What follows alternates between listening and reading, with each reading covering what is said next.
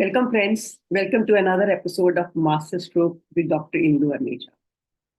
Today, we have the privilege of speaking with Professor Anurag Mishra, a distinguished figure in the field of surgery.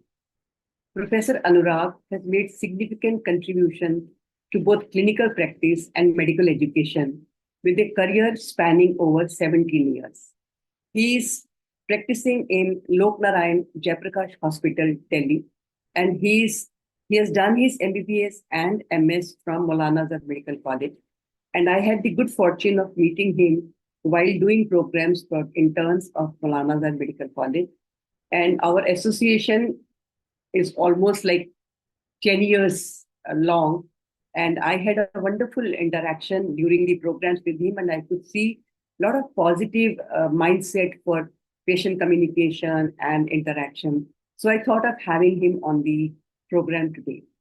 And his expertise, not only in surgery, but his dedication to the cause of patient communication and also in internal communication between doctors. I mean, it's visible from the way he works with the medical students and tries to help them, integrate with the mainstream of medicine. So the purpose of our discussion today is to delve into the intricacies of patient communication within the surgical context. As I'm working on a book called Beyond the Blade, where I'm trying to write for surgeons to master patient communication in surgery. The idea is I want to explore interacting with people who are actually in the field and explore how effective communication can enhance patient care and manage complex cases. We all know that it's very important to build rapport with the patients and earn their trust because they literally hand over their body to us when they come to us for treatment. Professor Anurag, I'm really excited to gain insight from you and from your extensive experience and learn about the strategies you employ to navigate the challenges of patient interaction. Your perspective will undoubtedly provide valuable guidance for our readers and contribute to a deeper understanding of how communication can transform this surgical experience for both patients and surgeons. So before I go further, I would request you to say if you want to say something for the program or overall, whatever you feel like saying. Go ahead, please. Yeah, so thank you, Indu Madam, and I think it's a privilege, and I thank you from the heart to raise this very important critical issue of communication, and I'm glad that you raised both doctor-patient communication as well as the intrinsic communication between the team of doctors. So I think both are very important aspects, and I'm glad and I'm honored that I'm here with you today. And I feel deeply about this issue, and I think, and I have learned so much from those interactions and courses which we did together, and I think it has a great effect on what I do today with students, with residents, and with patients. So yeah, I'm looking forward to this interaction. Thank you for acknowledging my work because that encourages me and instills faith in my work that what I'm doing, whatever little bit I am able to do with the medical students, it is bringing positive change in the mindset and practices of people. Thank you for acknowledging that. So going further, I think my idea of this discussion is that I wish to ask you a couple of questions on how you're handling patients, how you're handling situations, because we all know healthcare is not easy. Patient interaction is not easy, and it requires a lot of deeper understanding of human behavior, human psychology. And those who are able to understand that, I think they already have one half the battle.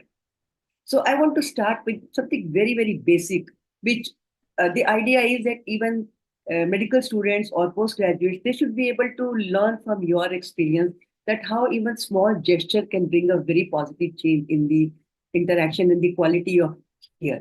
So my first question to you will be, how do you approach building rapport with the patient? Because we all know that's very, very essential component of patient handling.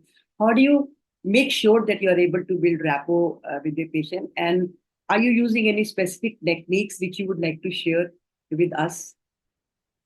So I think before going to that question, I would say that we keep saying that patient-doctor communication, how it should be, then how it should be a senior and a junior communication, and then how you should interact with seniors and all that.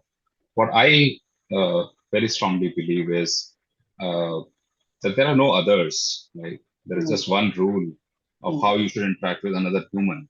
So I think that is all what I follow, and I think that is why I'm able to communicate with senior, juniors, patients, other workers, nurses. I think pretty efficiently. So for patients particularly, because they are special not because they're patients, but they are in grief, they are in pain, they are emotionally sometimes disturbed. So first thing is we need to acknowledge and accept what they expect from us. Now, so if we understand these things, I think our body language and everything automatically will suit, because I feel that every human has those inherent things. So as soon as you understand what the other person needs from us, so what I see is a person who has waited for very long. mm, And yes, because of the system I work in a government hospital. I cannot assure them the top class facilities and plush waiting areas and all that. But what I want to assure is, let's say if I'm giving this person 2 minutes or 3 minutes or 5 minutes, I think he will have the full of that 2 minutes. So that is the first thing I try to do is if I'm talking to a patient, like today only, it just happened that I was talking to a patient and my phone was ringing because a very close friend was calling me. mm, At that point, that 2 minutes is for that patient. mm, So I ignored the call. And after I was done with the patient, then I ran back to the friend and then back. And we typically see that people will be either messaging while talking to the patient or taking calls or talking to some other senior or junior in between while seeing the patient. I think that puts off the patient a lot. wonderful. I So think you brought in a lot of good points. The idea that you get only 2 to 3 minutes to interact with your doctor, especially in a government setup. We all know the OPDs are flooded with patients. So I can understand that you can't give 15 minutes, 20 minutes, half an hour to a patient, like in private OPD or in the Western world. So, but those 2, 3 minutes are for the patient and you have to give 100% attention. I think that's a very, very valid point that you have brought up. And when you demonstrate that my time is for you and I'm giving you 200% of attention, I think patients feel very happy and satisfied. yeah. They can notice it. They can And notice it. it has happened also, like for example, I'm I'm in between typing a message, very important email or message, because it has to go in time. And patient has there already on the chair, has come right now. I will ask him to just give me 2 seconds. Mm, I will then do this and then I will come. And they wonderful. acknowledge it and they like it also. So I think that is the one thing. And second, also a very, very small thing, I think, but affects a lot is where the patient sits. So I see a lot of doctors making them sit across the table. Mm, So like doctor's chair will be there, then the table will be there, and then the patient will be mm, there. I don't think that's a very good idea. If you want to create a rapport, if you want to actually connect with the patient, what we follow is we sit on the same side of the table, and then we use the table to maybe keep the papers. If you want to draw something to explain them, we use that table. The table is the part, yes, but mm. we kind of create an open seating arrangement with the patient. So I think that works pretty good with I me. think again you have brought up wonderful, points to notice. See, one is making the patient sit, close to you. So that also shows that you are willing to interact. So when you put a person at a distant place, they feel that you are creating a distance between them and you. So I think that's another very important point that you have brought in. And like for example, there are times when patient comes in and we are busy doing something.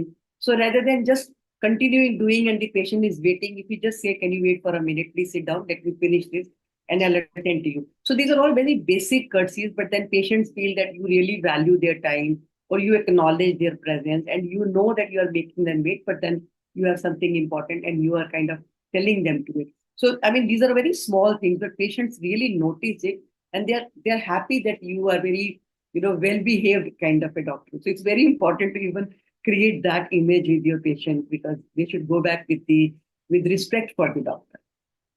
So I think again it comes back to the same point where I started, that what you would do if, let's say, your friend walks in Yeah.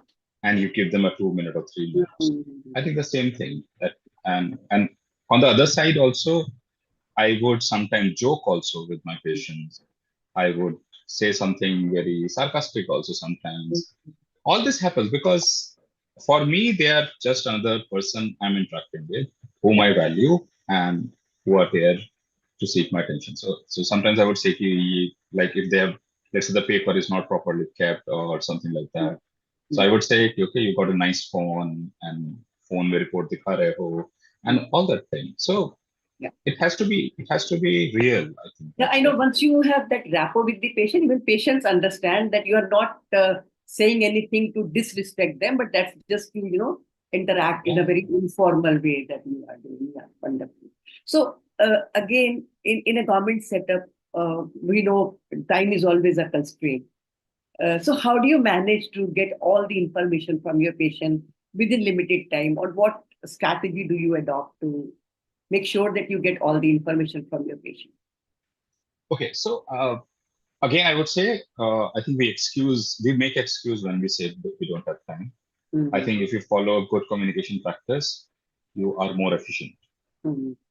Why I say that is because if the rapport is created, in very few sentences you can actually understand each other, and the patient also starts talking freely rather Mhm. than you have to need to probe him again and again. That is one. If you are good in communication, the patient also reacts in the same way, Mhm. and your temperament always remains at a good level Yeah. throughout the day. So your efficiency overall throughout the day is better by good communication, and I've been seeing it over years. Uh, we do a heavy OPD. You don't need to be rude and harsh to finish the Mhm. OPD. Mhm. Okay? In my unit, in my day, my room gets finished the first earliest. Mhm. Okay, and we manage, and everybody goes satisfied. That's what we try to attempt. There will be few patients, and I'm saying it to clinician, there will be few patients who will require a lot of time to work up. Mhm. Okay, and sometimes what we strategize is we ask them to wait for later in the day so Mhm. that we can give them a proper attention and then take a detailed examination. Sometimes we even admit them for working out if they're going to take a lot of questions and tests and all that. So sometimes we use that strategy also so that things finish in time. uh, I think breaks are also important when we are in a heavy setup. So let's say after 2.5 to 3 hours of a heavy OPD, if you Mhm. take maybe a 15-minute, 20 minutes break, it is Mhm. good. It is, I think. Then because you are coming recharge and then you're giving a good attention to the Mhm. institution. So So I think you have brought in three important points that I have noticed from your reply. See, I think one thing that you mentioned, that staying relaxed and calm is a very mindful process. yeah, Because in a chaotic situation, you are very likely to get swayed with the situation and become aggressive and rude with your patient. But then we have to remember that if you have to say around 15, 20, 30 patients, or maybe even more than that, if you become rude and aggressive with one patient, then it is going to go on and on and on. So imagine for that 2.5 to 3 hours, you're in that aggressive mode. So chance. imagine your state of mind and state of your health. And that is not for one day, 20 years, 30 years, 40 years. So you can Yes. really imagine. So how it will affect your mental health. I think that's a very mindful process. And I appreciate you acknowledging this. So patients may not agree with you, patient may not follow your instruction, but then to become aggressive or not aggressive is a choice. We have to really keep that in. And I think Yeah. second point that you have brought in is that we normally think, because I don't have time, so I can't give time to the patient. So you have actually brought in the concept that I normally explain to the and to the medical students, that we have a law called Pareto's law of Yeah. 80/20.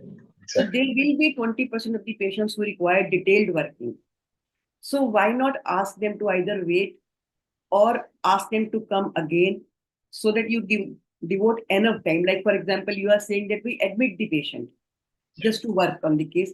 I mean, that's a wonderful idea, because if the patient has come from a far off place, rather than sending the patient back, it's better to either make them wait and work on them in the OPD, or in case if that's not possible, why not call them? I mean, why not admit them and then work on them, so that you are giving them the attention that they have come for. Especially when they're coming to a tertiary care hospital, they expect the doctors to be really, giving time and diagnosing their problem.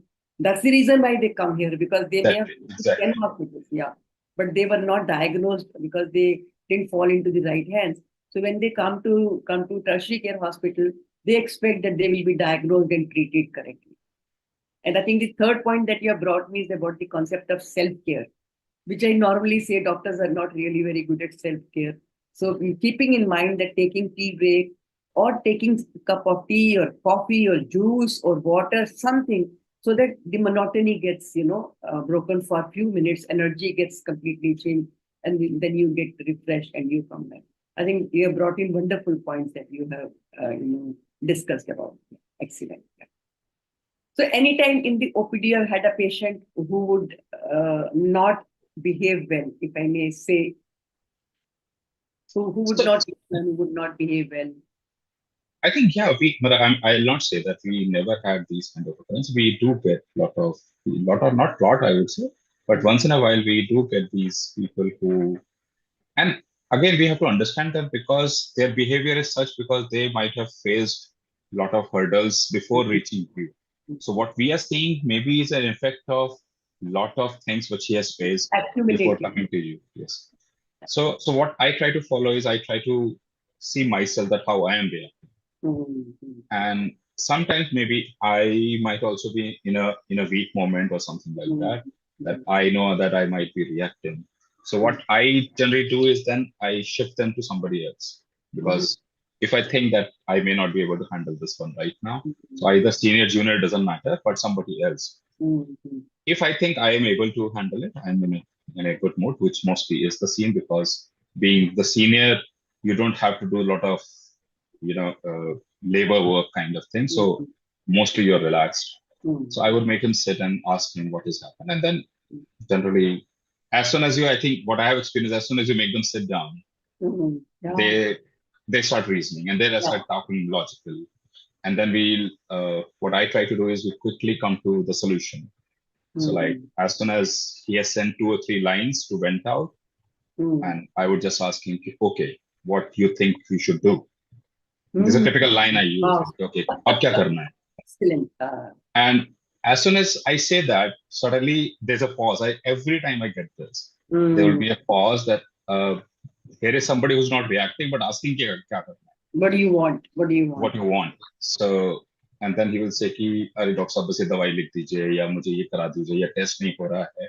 Mhm. And so what generally happens is from that fight mode or aggressive mode, we are on the solution mode. And after that, it's a cakewalk. So I think just making them sit down and trying to shift the onus, Mm. or like the solution portion should start, Yeah. and it should be led by the patient. And I Mm. think most of them, they are satisfied at that point. And yeah, Wonderful. that, I think that's I what. think again you have brought in a couple of very, very important points. Very good message for the young doctors. One is empathy. Put yourself in that position, especially when somebody is in pain, suffering, undiagnosed, on medication, and they have not been, diagnosed properly or treated properly. So they come already very disappointed and frustrated with the situation. So if you are able to sense that and keep your emotion in control, and remember that in case if I was in that position, probably I would have been equally frustrated Yeah, or yeah, disappointed. So I think that would help you to control your emotions. You can't control somebody's emotions instantly, but then you can at least control the reaction that normally we give to the situation. I think that's a very, very important point that you have brought in. The second point that you mentioned was to make them sit. I always say when you make a person sit, the energy to fight goes down, first time. Yes. because to fight you have to stand and you have to be, in that I know. tight posture. The moment somebody makes you sit, you feel respected, you feel that somebody is trying to, there is somebody who's listening to me, who's ready to help me. So that also calms them down. And the third point, I think I'm really floored by your answer that says that ask them, what do you want? I think this one question can give you, it can cut down all the argument, all the discussion, all the time wasted. And if something they are asking and you can do it, Yeah, it's, yeah, it's different. exactly. And trust me, I think I'm a person who would not do any unreasonable thing just because a patient was aggressive. So that is also true. Like I don't Mm, know, like they will say, "Ki, you do my surgery before the other person." mm, Well, make him do it. They also have waited. He also have waited. But this is mm. what it is. But I think we've never gone to that point that they're stuck on that. Any recent experience of what you're sharing, if you can Uh, give an I think it keeps happening because we have a very long dates of waiting. So yeah. people will come with a lot of Mm, approach and letters from ministers and so many people. So I just ask them to be in my place and then decide. Like I'll ask them, "Ki, you just see outside how many people are waiting, mm, and so what we should do." mm, So typically they would say, "Ki, Dr. Sir, I am in pain, a lot of pain." So I say, see, we are in a profession, we are surgeons. Nobody comes to us in a happy moment, right? yeah. So yeah, so they all are in pain, they all in distress, and person goes to surgery when a very that stage. And I then assure them that as a surgeon, if I feel that actually your disease requires emergency treatment, Mm, then you will not have to say to us that it should be done alone. it will be automatically put on priority. Exactly. So and we follow like if the cancers or the emergency things, they're done on priority. But Mm, otherwise, if you have to wait, then you have to wait. If you still are not satisfied, we have other venues also to handle you. We can refer you to other hospitals. We can mm, refer you to some insured hospital where you don't even have to pay also. So mm, all that mechanisms are there. But I mm, think what we face mostly is because maybe the trust level of our hospital is such that mm, patient says, no, patient तो हमें यही कराना है. तो आप mm, कैसे कर सकते? mm, Then again, what I generally do is like you can say it might be a cheating kind of thing somewhere. But I mm, say, okay, you give me your number mm, and I will write down your number. If mm. there is any slot empty anywhere, we'll call. Oh, fine. Which happens also. I'm not saying it's never happens, but the chances are actually very less of that Very also. low. I'm sure, Yeah. considering the workload, I don't think any patient would like their surgery to be postponed Yeah. unless they. So the patient generally then feels ki, okay, maybe he's doing whatever he can do. At least And they get to feel that you are trying to help them, whether yes. you are able to help or not. But that feeling that you are genuinely trying to help them is a very good, I mean, impression that they go back. So So I want to move on to the next question that I want to ask you. So we normally talk about shared decision making because if we look at the Western world, there they believe that the patient should be involved and engaged in, selecting the treatment options, especially when we have so many options available for the same disease treatment option. Of course, in India, it's still not a very meticulously implemented yeah. protocol, but how far are you able to implement or try this protocol in the government sector? And we know the kind of patients we get; they're not really very educated or from a very, economically good background. So how far are you able to bring that up or practice that? So I think you brought a very good point. But again, before that, I want to give you background. Mhm. So in communication, we have a father and child model of communication, which I think during our training days, we have seen that model a lot, like Mhm. a senior or a consultant Mhm. sitting in their rooms Mhm. without even the patient around will decide what is going to happen to the patient. Yeah. So, and we have learned from that. Mhm. But yes, with time, we have realized maybe this is not a very good policy because uh, reasons for that is sometimes we place ourselves in the position that what we would be like. We have seen some relatives or doctors themselves as patients. Then we Mhm. realize what the meaning of this discussion is.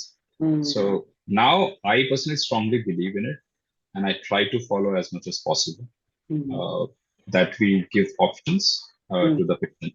And when you said that our patient may not be that educated, yes, so they don't know these things, and that Mhm. is why it's our more of our duty to explain them so that they understand whatever.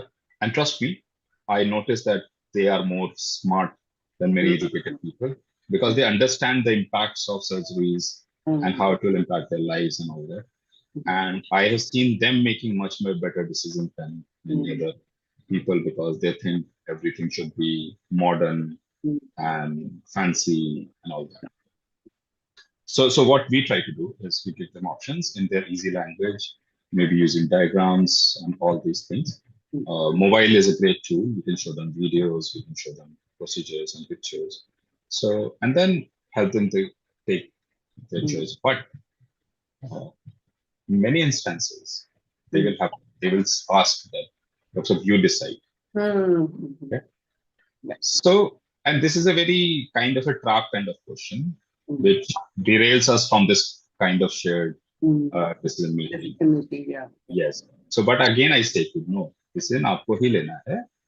I can help you. आपको कोई question पूछना है आप पूछो, कुछ समझ में नहीं आया आप पूछो. लेकिन अल्टीमेटली डिसीजन आपका.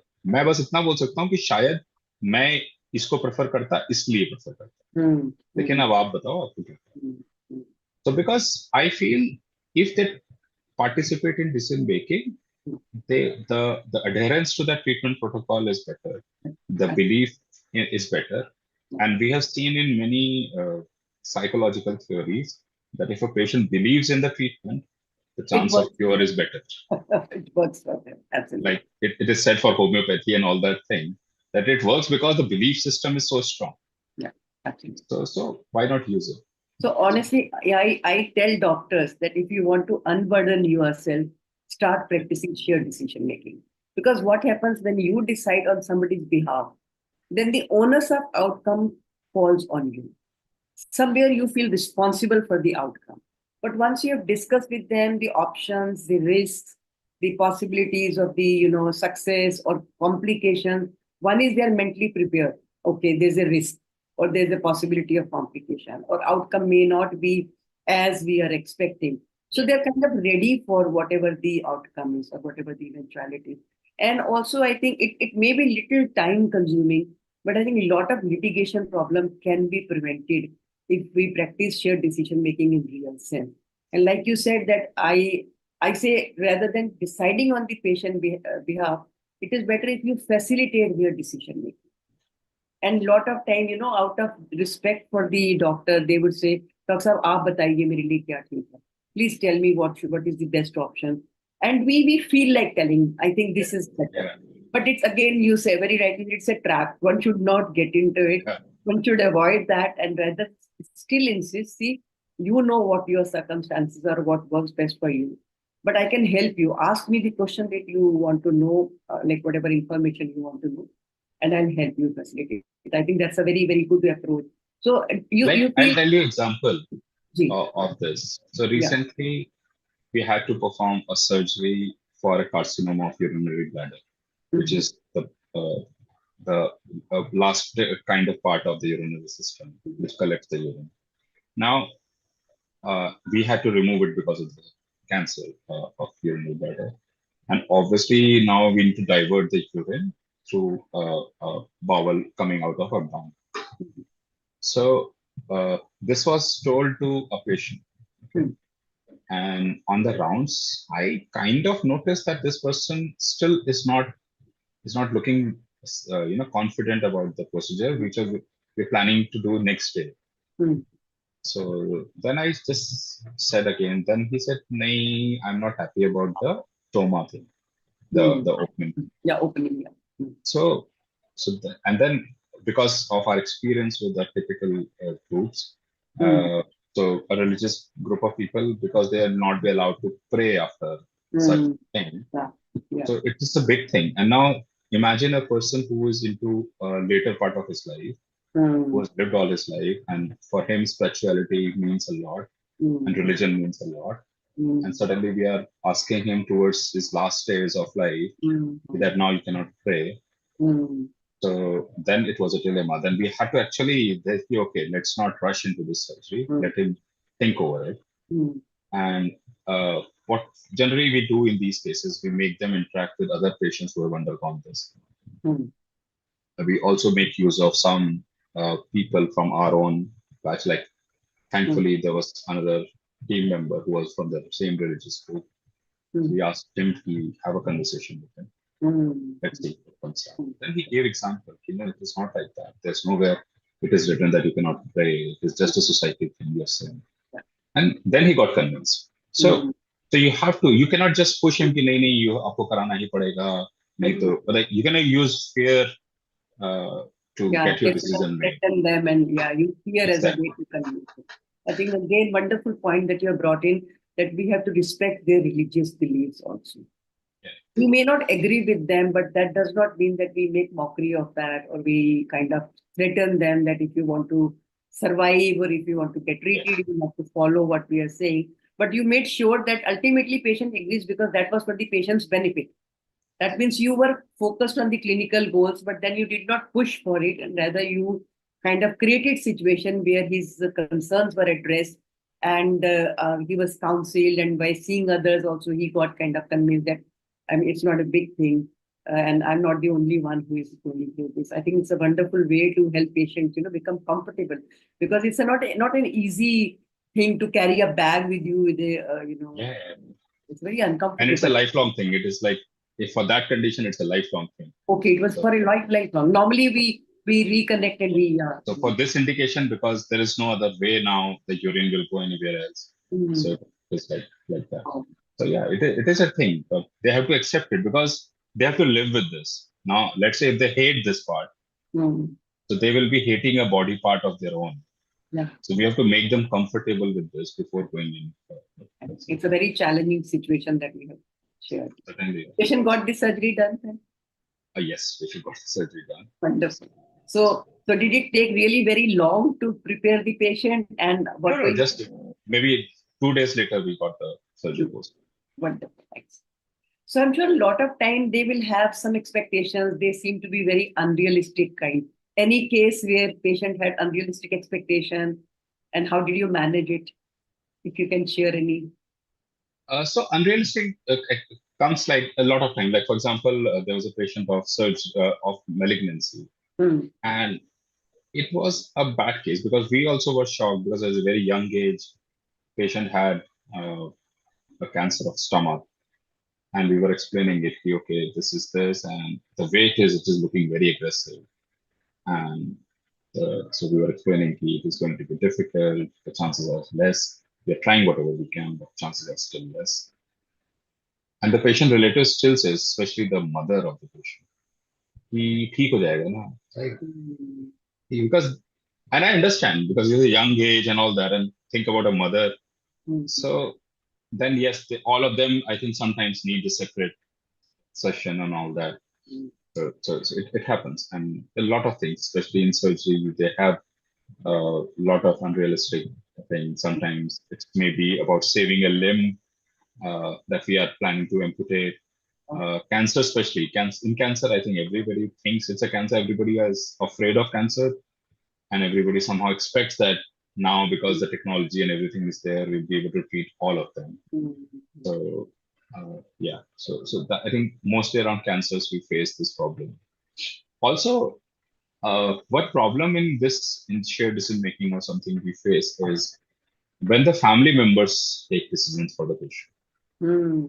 So I think that is one area which I somehow so like a son will come that please don't tell the patient Hmm. Hmm. what she's having and all that.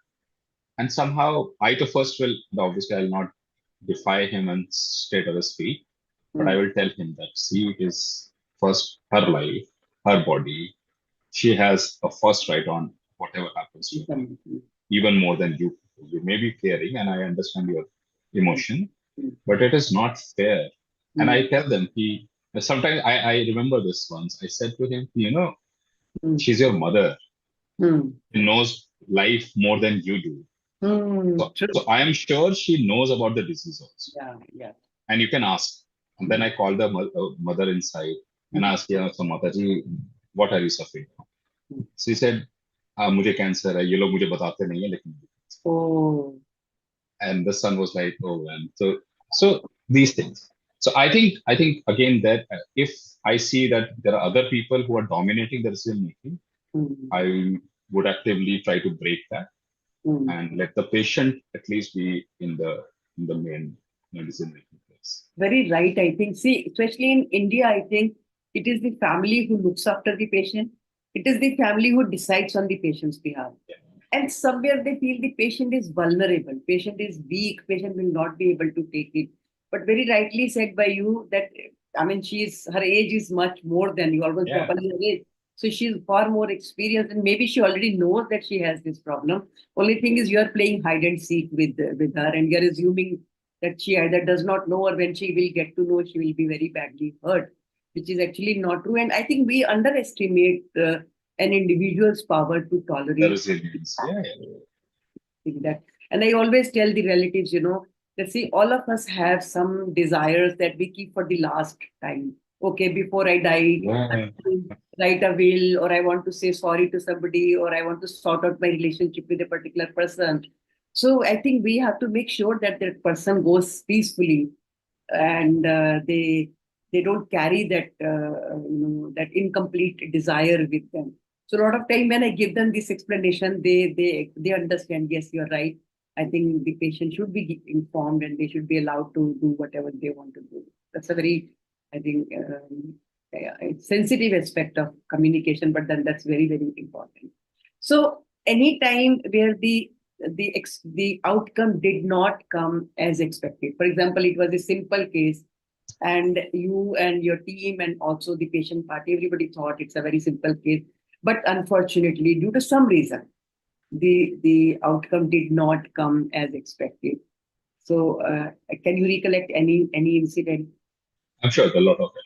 Yeah. So, uh, yes, I think because the kind of setup we work in, we get very complex cases also referred to us from all across.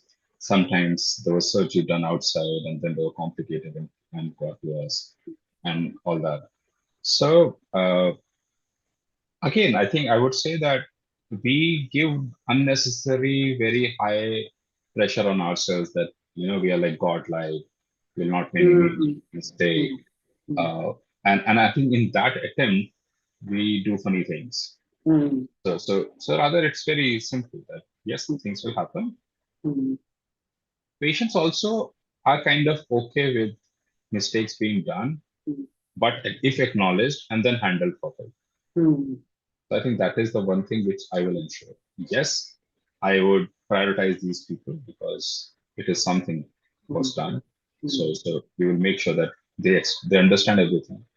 I mm, will tell them and that what has happened, what will be the plan of action. Like today on, mm, we did a kind of a simple surgery, but in some cases of these, we get some residual nerve effect or local effects for mm, typically it lasts for 7 days, but in mm, this case, I think already 10 days have passed, but still patient was having this.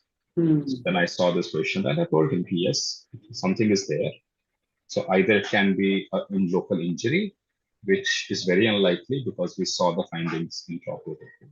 mm, It doesn't look like the case, but still, we are mm, not ruling it out. The mm, second is maybe it's just prolonged inflammation. So we're mm, giving you medicines for 2 weeks. mm, If it doesn't recover in 2 weeks, mm, then we'll go to the next step. But don't worry, whatever it is, we will mm, take care. mm, And patient was very satisfied. He went back, he came, but he got his stitches removed, he came back, he actually said thank you, and mm, then went back. So mm. yeah, I think this is what I I would do. think a couple of things that come to my mind from the case that you're mentioning, or generally, I think pre-surgery counseling is very important. Even Yes. if it's a simple case, you may have done hundreds of such cases, and assuming that there will not be any risk or any complication is a very, very, risky. So I think every case should be taken seriously. It should be counseled properly, and their concerns should be addressed. They should be given, time to process the information that you're giving. And especially in complex cases, I think prognosticating to the patient and to the family is very, very important. So when I ask students that why do we take high risk consent from the patient party, so their idea is that it's for our safety. But then I Yeah. let them understand that, of course, it makes you safe because you are doing your duty meticulously. But at the same time, the idea is that we are informing the patient or the family about the possibility of a complication or the outcome not as expected, so that they are mentally prepared for it. So, and if that is Very done, right. yeah. So very rightly, I think it's always a game of what they expect and what happens. Yeah. So and I totally agree. Like people typically will ask you that, Dr. BA, this is a small procedure or a big procedure. Mm-hmm. And I always jokingly say that we don't do small procedures. So yeah. So whatever it is, the surgery, it's a big surgery. So that is one. And I've seen people just to maybe emphasize on the patient that they will say that you will do surgery today and tomorrow you will go and you can play golf and you can go for a vacation also next day. Mm-hmm. I avoid these kind of statements. So yes, and I think we have to tell all the complications, and sometimes it's scary for the patient also.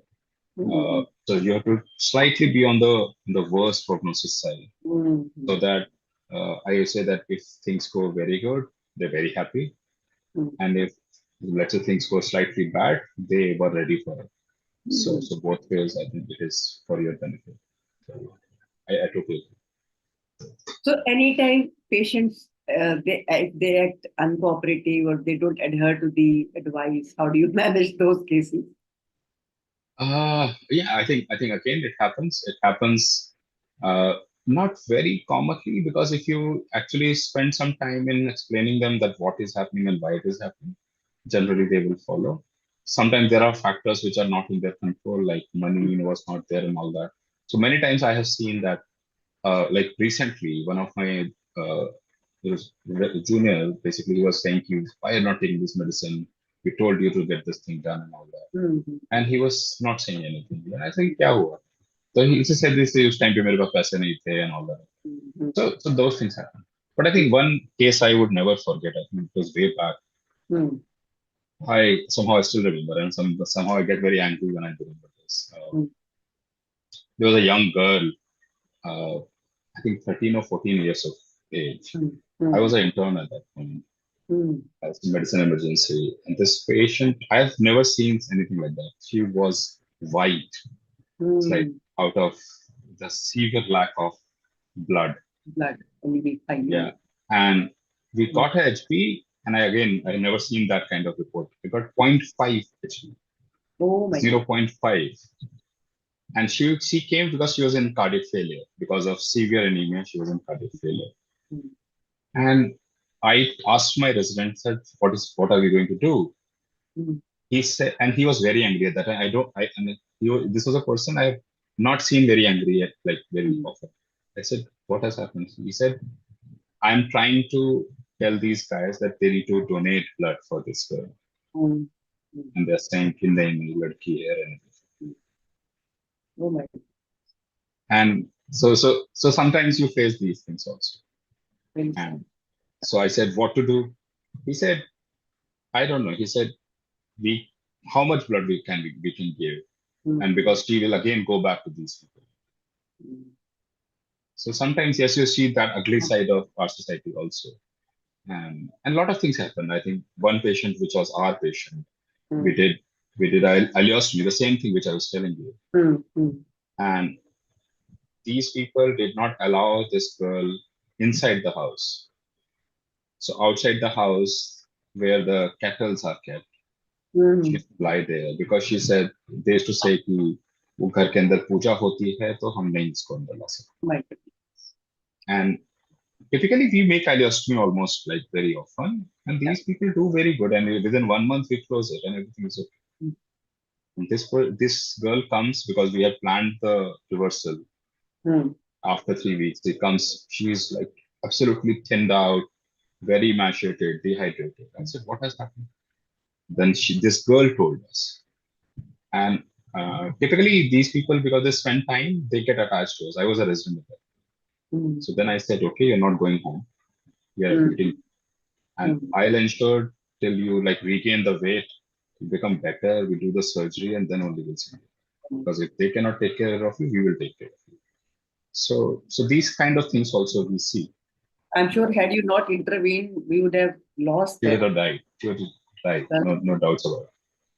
And this girl still, like, she is a mother now. She has kids. She still comes to see us and meet us. Like She must be really it's very been more brave. than 7, 8 years now. So yeah. That- Anytime any patient became aggressive with you, literally like wanting to physically assault you. I don't remember. Like luckily, I never happened to me. I have seen this happening in front of me. Like again way back internship. I was inside the duty room, and then my resident came running that they are coming to hit me. So Mm. we just locked the door inside. I still like that. Obviously, I was afraid at that point. Mm. We had got into argument, but I think I never even a. I don't think it was even a possibility of any physical violence. Mm. And mostly, what feedback which I have got initially is whenever, let's say, you are in an argument, the patients will, or even nearby sometimes relatives will all say कि ठीक बोल रहे हैं doctor साहब सुन लो इनकी बात Ah. and तुम क्यों करते हो ऐसे and all that. There's So always one person who will agree with you, but you have to just yeah, yeah, yeah, that kind of thing happens. So I always say that it's okay. You can raise your voice also sometimes, but it yeah, should be for their benefit. yeah. It should be not for your ego or something. It should be for their benefit. So if you are empathetic and then you are getting angry also, it's like your parents getting angry on you, something like that. But that is okay. But I don't remember any kind of aggressive behavior with us. Thankfully, actually. Wonderful. That's so nice. And personally know you, so I'm sure there may not be any such chance where you had that kind of an experience. So now I want to, though I have seen you working with the undergraduate students and postgraduate students, and I know you enjoy wonderful rapport with all of them. So what exactly do you do to build your professional rapport with your colleagues, with your juniors, with your students? So how do you handle that? Because that's one area where I feel a lot of medical professionals are not very good at. And that really bothers me because medical students sometimes are under a lot of stress and even they may have some mental health condition. But Yeah. unfortunately, we are not able to identify them or help them and support them and help them come out of that. So how do you manage that front? So I think first rule is same that do not treat them as different people. Mm. They're as same as you are. And I say that if you start seeing your brothers, sisters, or younger cousins or friends, or sometimes if you when of that age, maybe your sons and daughters in them, I think it will be easy for you to manage. So what typically I do with my residents or students is Mm. I rather than trying to tell them what I want, I first ask them, okay, like I do it with my residents that I'll ask them, okay, you are here for 3 years. You create a plan for yourself for 3 years. Mm. And it will include the professional plan, it will include the research plan, it will include your personal plan, it will include everything. Mm. So create a plan.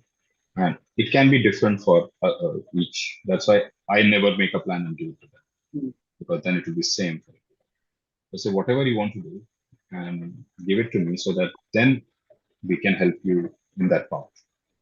So some person will be there who will say, yeah, I want to do more of research and maybe less of clinical work. Mm. Somebody will say, I want to learn skills.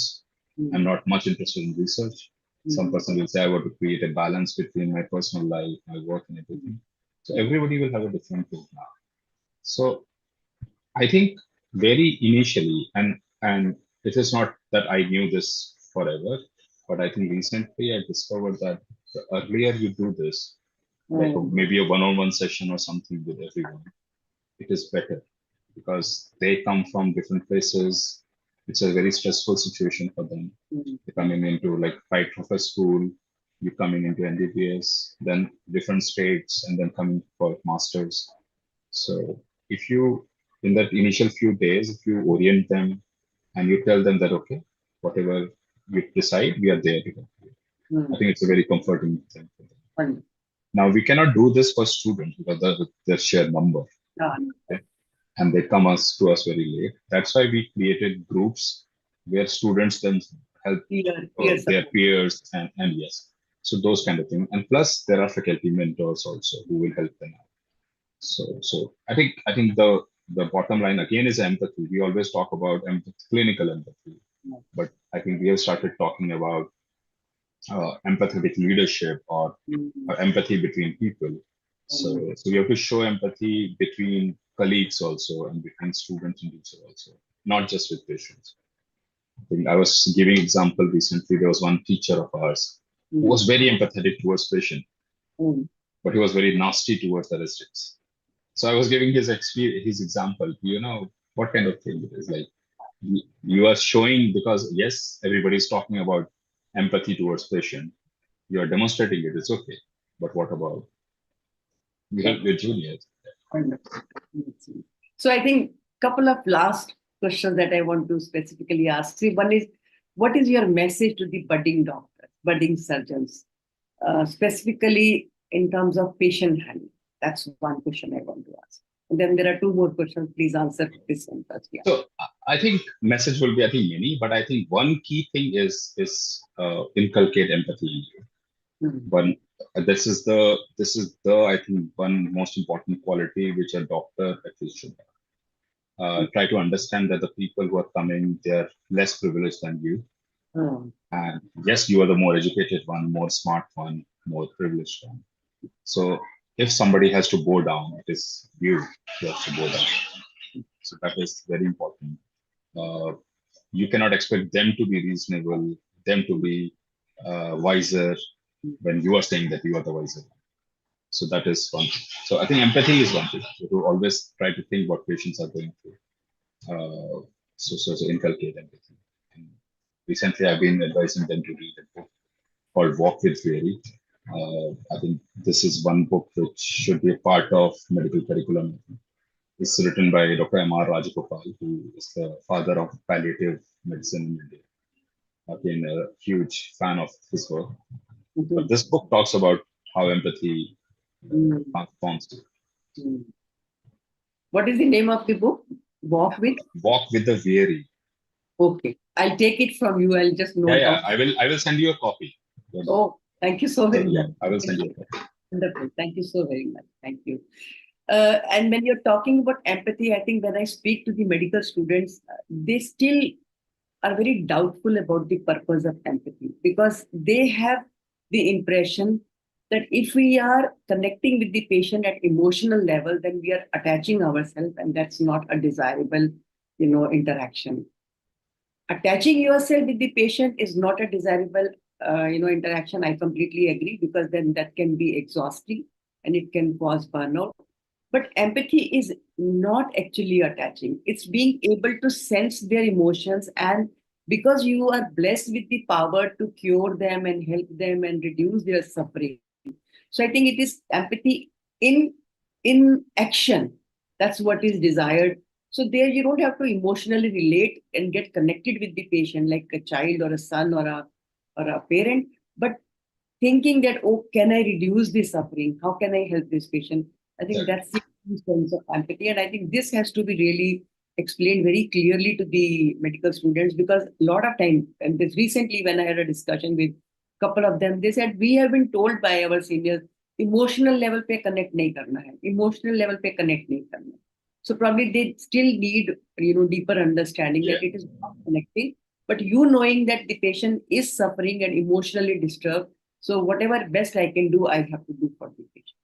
I think that's what I totally agree. Totally agree. I think empathy is not a negative or a weakening kind of a thing. It is actually a very powering kind of emotion, which basically gives you direction that how you can help the patient. Absolutely. So that way, I think it's a very powering thought. And the same way with others also, the same empathy we need to demonstrate. And yeah, so I totally agree. My second question, or second last question, I can say, it is, what message would you like to give to seniors when it comes to handling their juniors or their fellow colleagues? Because I think we need to really create positive, healthy, good environment in healthcare. We talk about healthcare, but we are not healthy. We are not enjoying. We are not cheerful. We are not enjoying the profession we are in. So what message would you like to give to seniors? Because I want them to take lead and change the culture. I think so. To them also, I will say that you have to inculcate empathy. One is they should understand and it's very easy for them to understand, because few years back they were in their position. They can very easily understand what kind of fear and dilemmas happen at this age. And actually speaking, the new younger generation is deprived in many ways because they're not seeing the real life during the school days and all that, which I think many of us would have seen because they're very protected. Like I'm shocked every time how a college student, an adult, is like a doctor, like almost doctor or a doctor also sometimes. And the parents are still coming to them that, okay, please make him sit in the front row, please make him like, and so they are in that kind of parenting model. Yeah. So you have to understand from where they're coming. So they have not actually seen life and especially the harsh part of life, which they would see in future, and we have to make them ready for it. So at our times also, our college seniors used to say that, the purpose of this college is whatever shape and size you come here, you have to make you into a very smooth, stones so that you can function well in the society. So I think still our role is there. So yes, they are coming. They don't know things. Yes, they are inexperienced, and that is why they're coming for this course. So we have to be empathetic. We have to don't we. There was an age and generation when you teachers were supposed to be harsh. I think that was a generation when leadership or superior, like being a boss means you have to be masculine. You have to be authoritarian. loud, authoritarian. Yes. But now I think we are not living in that generation now. It won't work. Yes. So if you have to be effective, I'm not even saying that you stop thinking about this. If you have to be effective, you have to be like a carrot and stick. You have to be soft at some point. You have to be a little harsh on some time. But you have to take care of it. Balance. So that is balance. I think one more point that I want to bring here as an answer to the question is, see, lot of students under stress, they experience mental health conditions like depression, like anxiety, like panic attack, like OCD. And they are right in front of you. They could be your junior resident, they could be your senior resident, they could be a PG student. And you can see the symptoms. You will see that either their work is not up to the mark, or they are not really looking very bright and cheerful. They are not looking very fresh. They are not eating properly. They are not sleeping. Rather than actually reprimanding them for behaving like this, it's important to see what is the root cause. Maybe they have a mental health condition underlying.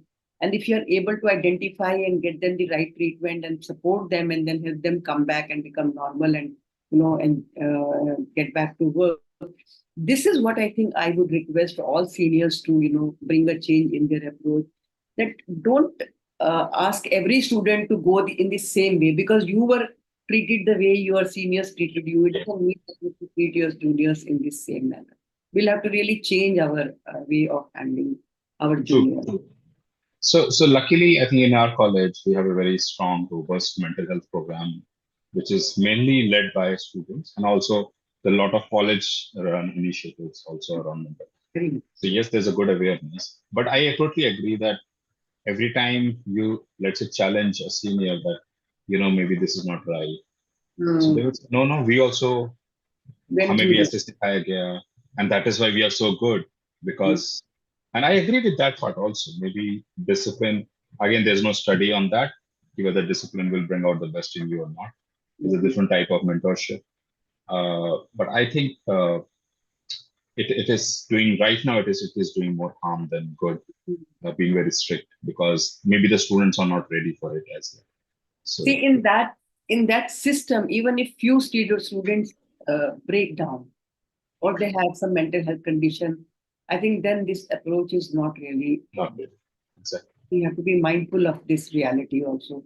So, for example, when we get to hear students, committing suicide, I know. I mean, that's something we don't expect happening in the healthcare.